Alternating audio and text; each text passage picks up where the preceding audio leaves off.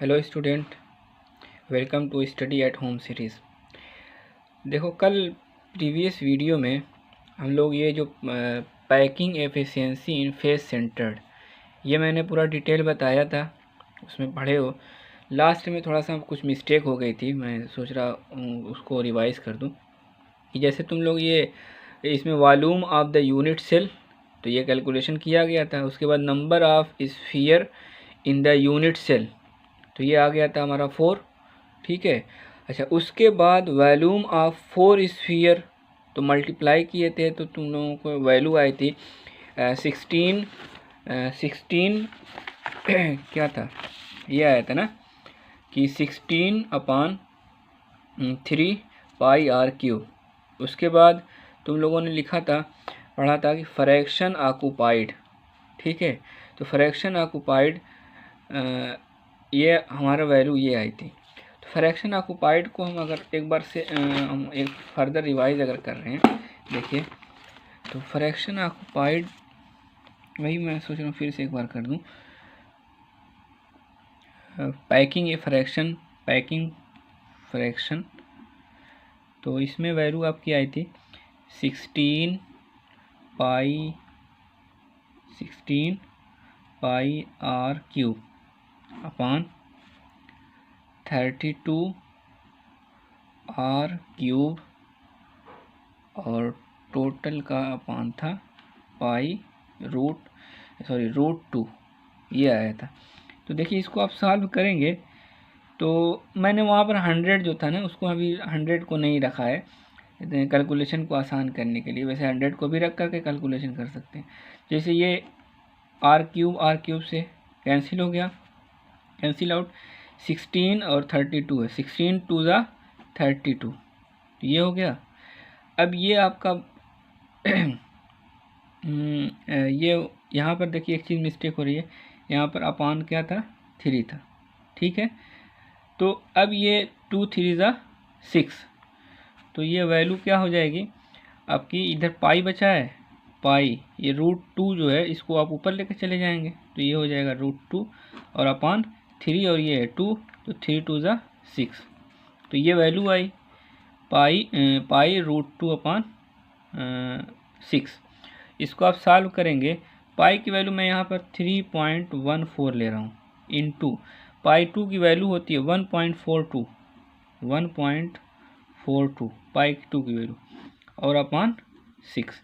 अब इसको सॉल्व करेंगे तो टोटल आ जाएगा 0.74, और इसको आप 0.74 इंटू 100, जो मैं वहाँ पिछली वीडियो में 100 यहाँ पर कर रहा था। ठीक है, तो यहाँ के बजाय लास्ट में करेंगे तो कैलकुलेशन थोड़ा सा आसान लग रहा था मुझे, तो इसको आप सॉल्व करेंगे तो आपका आ जाएगा 74%। यही कल आंसर आया था। ठीक है, तो अब इसमें पैकिंग एफिशिएंसी में थर्ड जो और लास्ट पॉइंट था, जैसे एक पढ़ा गया सिंपल क्यूबिक, दूसरा पढ़ा गया फेस सेंटर्ड, और अब थर्ड है packing efficiency in body centred cubic. ठीक है, हाँ, जिसको शॉर्ट में BCC कहा जाता है। ये देखिए, पैकिंग एफिशिएंसी इन BCC। ठीक है, तो ये सिंपल क्यूब मैंने पहले बना लिया है, ड्रा कर लिया है। ओके, अच्छा है। अब इसमें बॉडी सेंटर्ड क्या होता है, ये बॉडी हो गई। अब इस बॉडी का सेंटर क्या है, ये है, तो ये बॉडी सेंटर हो गया। ठीक, अब बॉडी सेंटर्ड, तो जैसे रूम है, तो रूम में बिल्कुल बीचों बीच सेंटर पर हैंग करके कोई चीज़ आप अगर यहाँ पर ऐसे रख रहे हैं तो वो बॉडी सेंटर्ड हो। जैसे ये सिंपल ले लो 2 डायमेंशनल स्ट्रक्चर में, यहाँ पर ये क्या है, बॉडी सेंटर्ड। और जब किसी बॉडी सेंटर के 2 कॉर्नर को आपस में मैच कराया जाता है, मिलाया जाता है, तो ये कहा जाता है दिस इज़ द डायगोनल। ये बॉडी सेंटर्ड पार्टिकल जो है इसके क्या है, डायगोनल है। उसी तरह से हम यहाँ पर इस क्यूब का बॉडी सेंटर जो है उसको डायगोनल ले रहे हैं। ठीक, तो ये डायगोनल जो हो गया वो आ गया AD, और AD इज इक्वल टू होता है 4R के। मैंने बताया था कैसे, यहाँ से यहाँ तक की दूरी जो है 2 रेडियस में है। तो अब ये एक पार्टिकल है, ये एक पार्टिकल है, दोनों का बीच ये है।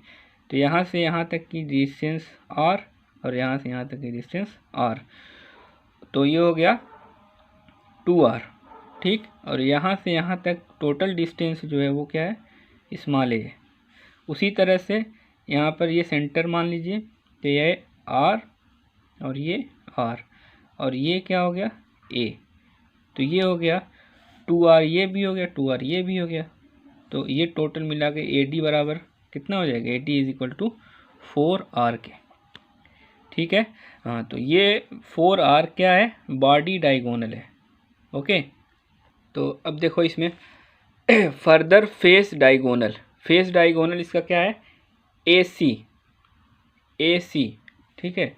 तो AC is equal to face diagonal में हो जाएगा AB square plus BC square. देखिए AB स्क्वायर, ये AB है, इसका सामने वाला भी हो जाएगा, तो इसलिए इसको AB स्क्वायर कर देंगे। दूसरा क्या है BC स्क्वायर, तो BC ये है, BC के सामने ये हो जाएगा, इसलिए इसको क्या कर रहे हैं हम, स्क्वायर में ले रहे हैं। और तुम जानते हो कि AB इज इक्वल टू होता है A के, तो स्क्वायर है तो A स्क्वायर हो जाएगा।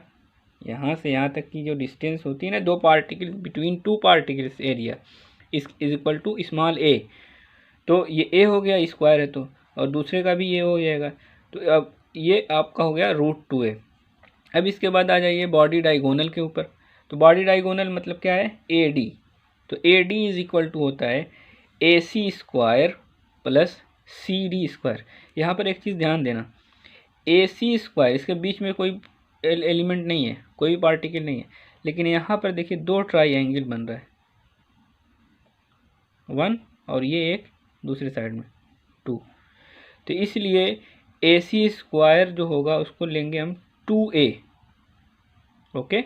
और दूसरा क्या है CD स्क्वायर, तो CD और इसके सामने ये वाला गोनल है, तो CD स्क्वायर हो जाएगा। तो AC square is equal to 2a और CD plus square is equal to कितने हो जाएगा, a स्क्वायर के। तो ये आप टोटल हो जाएगा √3a, ठीक है। अच्छा, √3a हो गया, तो अब √3a, therefore √3a is equal to कितने को माना जाएगा, 4r के, क्योंकि AD इज इक्वल टू आपने लिखा है ऊपर, यहाँ पर AD is equal to 4r।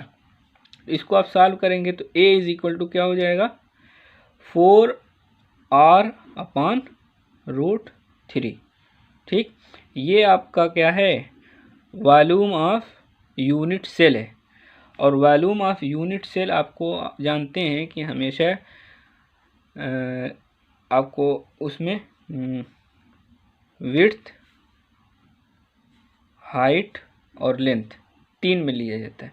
तो volume of unit cell, volume of unit cell is equal to होता है किसके, a³ के। तो ये आपका वॉल्यूम ऑफ यूनिट सेल जो है, इसको अब a³ के फैंस में जब सॉल्व करेंगे तो ये क्या हो जाएगा, is equal to 4r upon √3 का होल क्यूब, यही होगा। अब इसको सॉल्व करेंगे तो क्या हो जाएगा, 4r³ है तो 4 गुणे 4 गुणे 4 इंटू 4, 4 चौक 16 चौक 64, तो ये हो जाएगा 64r, और ये r, तो ये r³ हो जाएगा। और ये √3 है, इसको 3 से क्या करेंगे, मल्टीप्लाई कर देंगे, तो √3 का 3 मल्टीप्लाई, तो ये हो गया वॉल्यूम ऑफ यूनिट सेल का, ये वैल्यू निकल गई, ओके। अब देखो number of sphere per unit cell, ये तो मैं पहले भी कैलकुलेट कर चुका हूँ, फिर से कैलकुलेट कर रहा हूँ। देखो इसमें सिंपल क्यूब में अब तुम जानते हो कि एक एटम या पार्टिकल होता है, और एक बॉडी सेंटर्ड है, और बॉडी सेंटर्ड में जो 100% होता है, तो 1 + 1 इज इक्वल टू कितना हो गया, 2। तो number of sphere per unit cell कितना हो गया, 2 माना जाएगा। 8 × 1/8 और प्लस बॉडी सेंटर में 1 है, तो ये कितना हो गया, 2। तो इसके बेस पर वॉल्यूम ऑफ 2 स्फीयर, उसके बेस पर अगर हम कैलकुलेट करेंगे कि वॉल्यूम ऑफ 2 स्फीयर, तो ये हो जाएगा is equal to 2 4 into 4/3 pi r cube. Okay, तो इसको सॉल्व करेंगे तो 4 2 ज़ा 8/3 पाई आर क्यूब। ये फार्मूला है वॉल्यूम ऑफ स्फीयर का। 4/3 पाई आर क्यूब ये फार्मूला होता है इसका, ठीक है। इंटू 100 भी कर सकते हैं, लेकिन वो 100 लास्ट में हम करेंगे, कैलकुलेशन में आसान हो जाएगा। तो ये आपका आ गया वही है।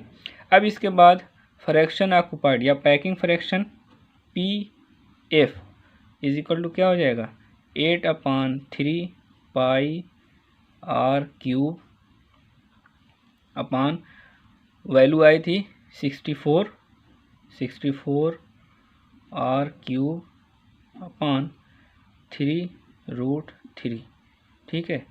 तो ये आप इसको सॉल्व करेंगे तो ये आपका कैंसिल आउट हो जाएगा, 8 8 64, ठीक।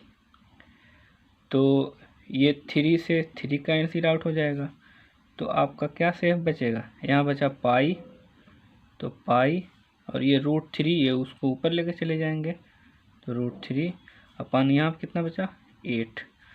तो पाई की वैल्यू आप रख लीजिए 3.14 और √3 की वैल्यू होती है 1.74/8। आप इसको सॉल्व करेंगे तो आ जाएगा आपका 0.68। तो इस 0.68 इंटू 100 यहाँ पर भी आप कर सकते हैं इंटू 100, ठीक है, लेकिन मैं यहाँ पर नहीं कर रहा हूँ, यहाँ पर कैलकुलेशन में आसानी के लिए यहाँ पर कर रहा हूँ इंटू 100। तो ये आपका आ जाएगा कितना 68%। तो कहा जाएगा कि ये BCC के लिए। तो packing efficiency in body centred cubic कितनी हो गई 68%। इसके पहले आया था 74% और पहले सिंपल क्यूब के अंदर आया था 52%। तो सबसे ज़्यादा एफिशिएंसी जो होती है वो किसकी होती है BCC की, और सबसे कम जो एफिशिएंसी होती है वो किसकी होती है सिंपल क्यूबिक की। इस तरह से पैकिंग एफिशिएंसी टॉपिक जो है ये पूरा आपका कंप्लीट हो गया। Okay, thank you.